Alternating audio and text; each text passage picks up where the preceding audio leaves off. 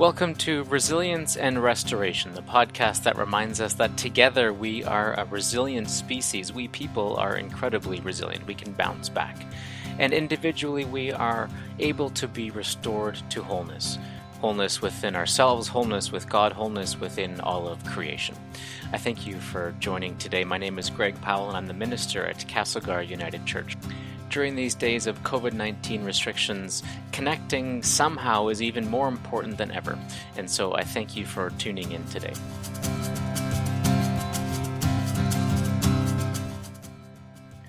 My guest today is Nathan Lemphers.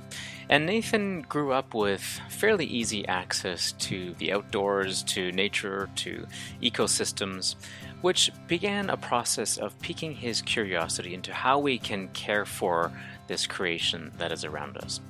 Nathan holds degrees in science and city planning, and he completed his PhD at the University of Toronto studying the climate politics of Australia, Canada, and Norway.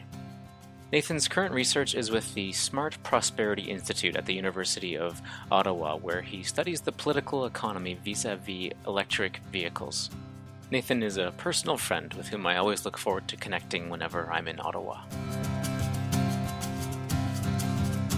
2 episodes ago, I introduced the idea of intentionally rebuilding our society after COVID-19. I saw this moment as a time of reset. This COVID pause would allow us to take stock of the world and the things that are important to us and emphasize the things we like and to de-emphasize the things we don't like.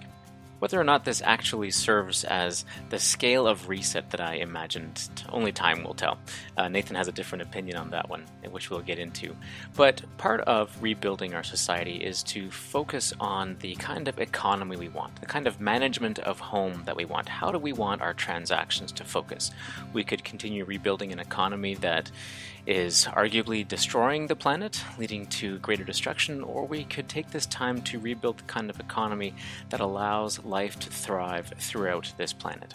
So I wanted to bring in Nathan's perspective, both through his expertise, but also because of his upbringing in Christian tradition and the ways in which he has allowed the Christian narratives of caring for creation to influence his life and work.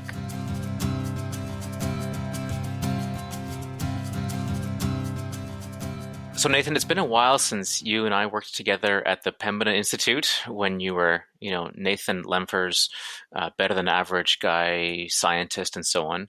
And now you're Dr. Nathan Lemphers. But tell us about your work. Tell us about what you are up to these days. So I'm a postdoctoral fellow now at the University of Ottawa. And my current research is looking at the politics of electric vehicles. Electric vehicles are going to be, are already a technology that are really disrupting the status quo for how people get around and for how cars are built.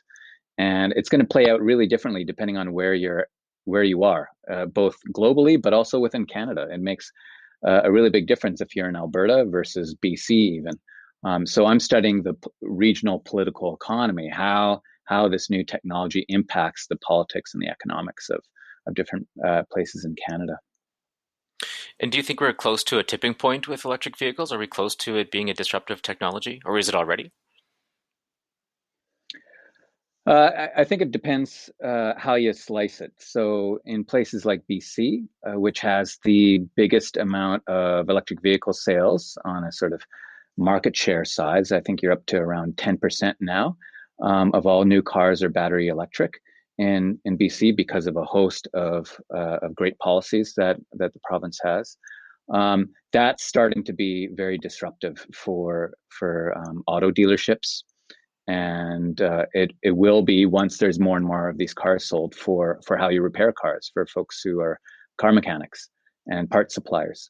But in places like Ontario, it hasn't really become disruptive yet. They're still continuing doing the status quo big polluting internal combustion engine vehicles, and it hasn't really made a difference. But you see it in other places like China, where that's really all they're making these days. And there's an incredible diversity of automakers and models out there for folks to choose from. in that market. And I think more and more you see all the big automakers now, they're saying, okay, we're not making any more new gas or diesel vehicles. We're just going electric from now on. And they're putting in billions of dollars of capital into that. So I think the change is already happening. The private auto sector sees it. But do governments see it? Do citizens? Do everyone else who's like supplying all the parts, or industries that rely on these old technologies? Do they see that? That's not certain yet, and that's where I think more of the disruption and some of the friction points will happen with that change. So right now we're in a huge shutdown, of course, a big pause, the COVID-19 pause. And I see this as an opportunity for citizens and governments to reprioritize maybe. Do you see it that way also? Like, do you think that we'll see big changes from this? Will we see a reprioritization of national budgets, that kind of thing? Or do you think I'm overstating the case a little bit? I think you might be overstating it a little bit. Um, so, you know, institutions, big governments, how economies are tooled, are really slow to change. The resistance to change, especially because those people who are in power accumulated that power based on how things have been.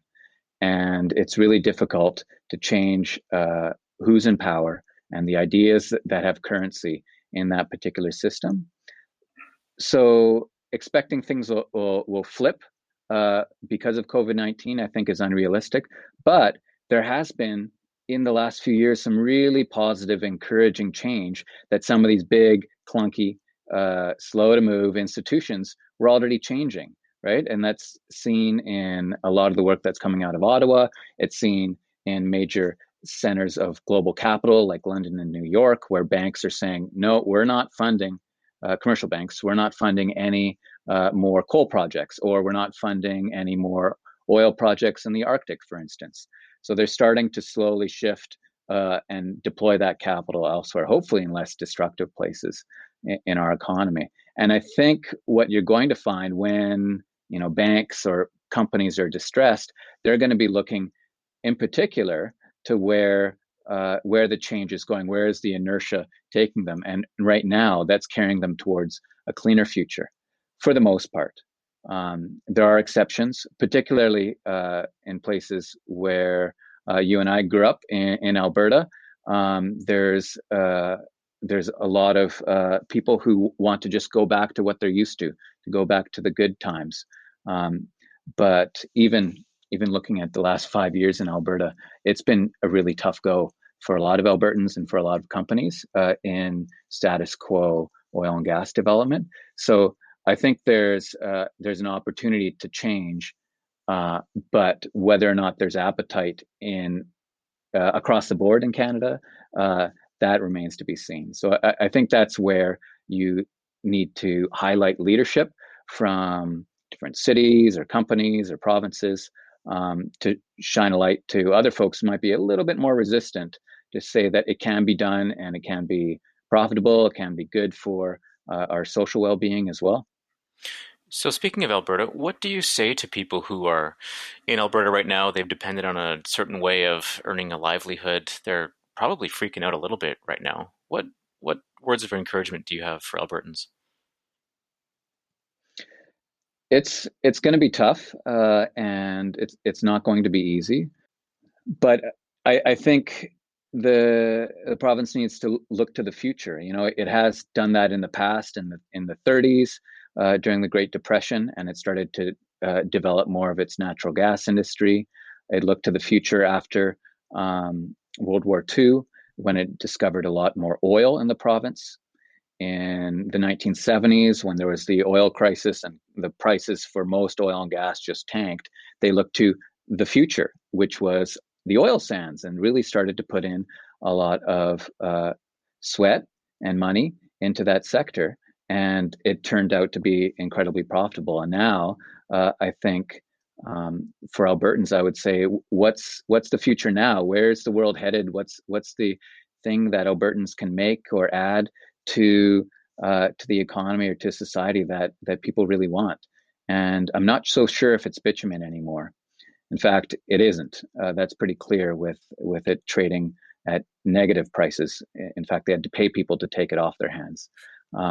So there is other options for Albertans, and I think a lot of people here in Ottawa, where I'm based, understand that there is opportunity, jobs, and money to be made in helping our natural world to heal, to be better stewards of the environment, on how to create a vibrant agricultural sector, on how to use new nanotechnology to figure out new ways and useful things to to make out of these hydrocarbons, right? We don't have to burn it and emit all of these greenhouse gases into the atmosphere. We could use it to build really high-tech things like carbon fiber. We could use it to make carbon nanotubes, or we could extract out of the tailings ponds metals that we could use for building batteries that we need for electric vehicles, for instance. Or we could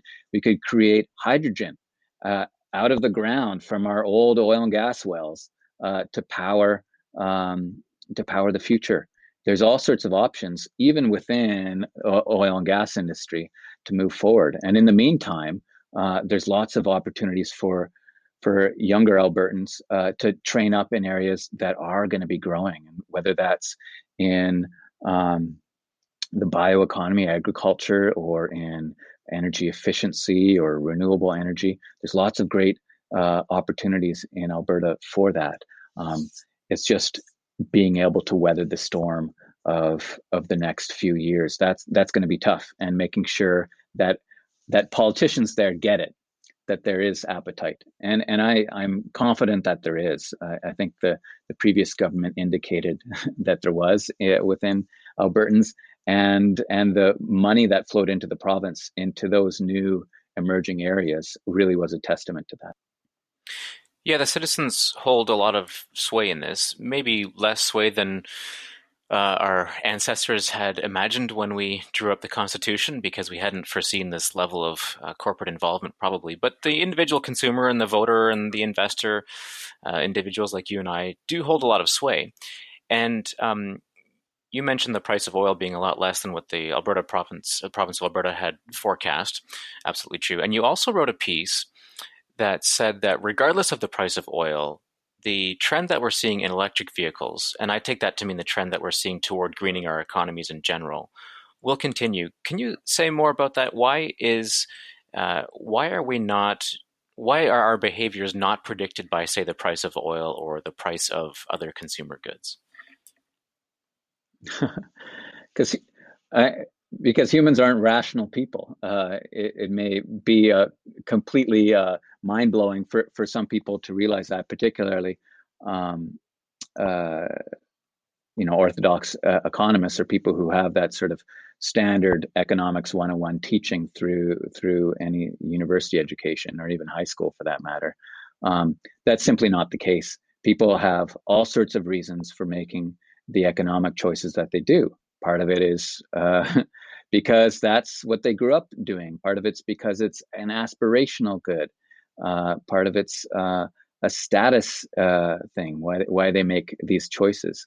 And when it comes to the switch from fossil fueled vehicles to electric powered vehicles, those same factors that aren't completely rational are also in the mix. And when you pile on a bunch of other supporting policies, like making them a little cheaper, or making it easier to get to work by being able to drive in the carpool lane, or reducing your taxes in a certain area to help make it easier, free charging.